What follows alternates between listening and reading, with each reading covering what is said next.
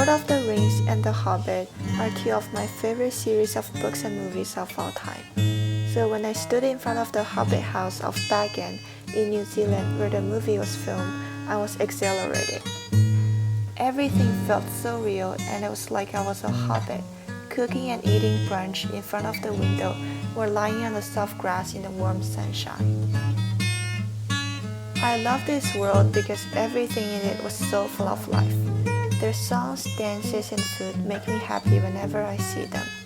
The little village of Hobbiton is calming and peaceful, yet there are also exciting adventures that I have never imagined.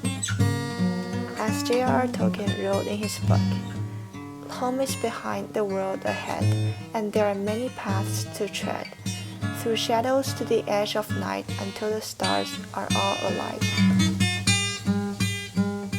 Let's start an adventure with my painting this year.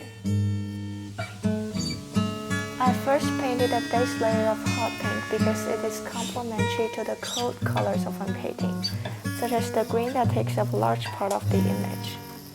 Then I draw the outlines of the little house with chalk, and also the general shapes of the flowers in front of the house.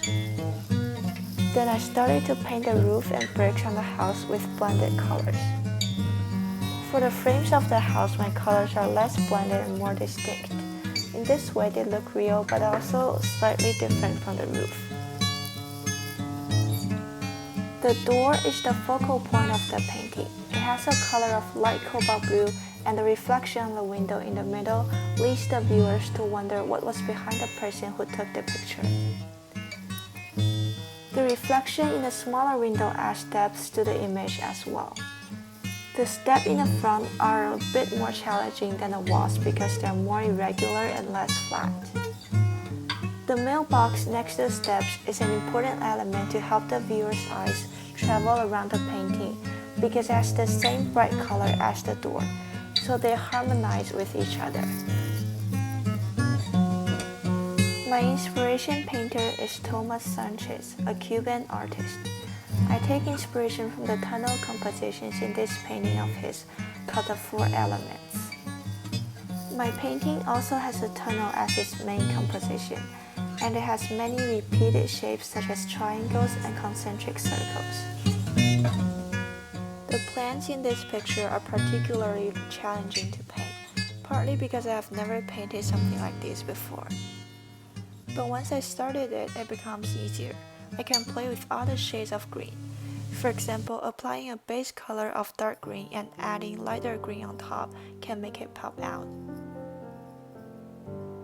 This also requires a lot of patience because, well, I had to draw every single one of the grass and leaves.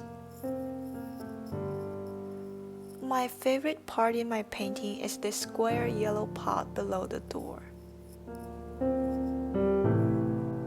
Emma started helping me at this point, and look how fast my painting progressed. The grass on the right side is long and messy, so I had to do multiple layers and be gentle with my brush stroke.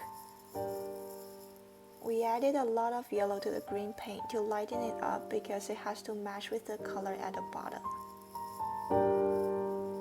Finally, I did the plants on the bottom right corner, which is one of the brightest parts on this painting.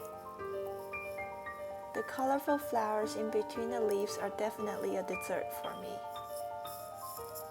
I like the windows a lot too. They look like glass, as they should.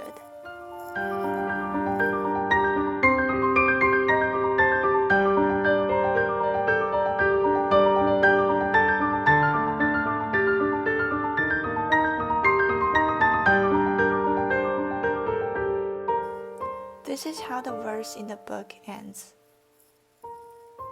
Then world behind and home ahead, will wander back and home to bed. Mist and twilight, cloud and shade, away shall fade, away shall fade.